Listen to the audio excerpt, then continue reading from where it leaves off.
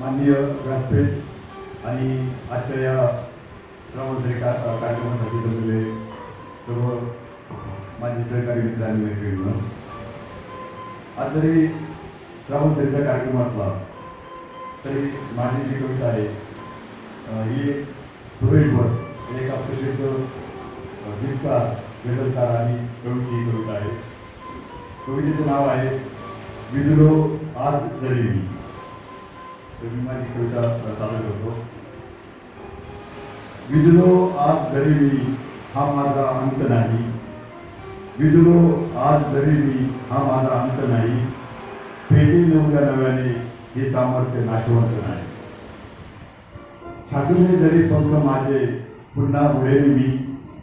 छाटुले जरी पंख माझे पुन्हा उडेल मी. अडवू शकेल मला अजून अशी भिंत नाही. अजून अशी भिंत नाही. माझी झोपडी जाळण्याचे केलेच कैक कावे. माझी झोपडी जाळण्याचे केलेच कैक कावे.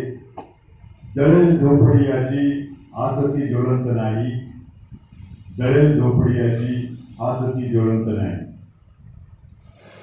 रोखण्यास वाट माझी वादळे होती आतुर. रोखण्यास वाट माझी वादळे होती आतुर. डोळ्यात जरी गेली धूळ थांबण्यास उतरत नाही.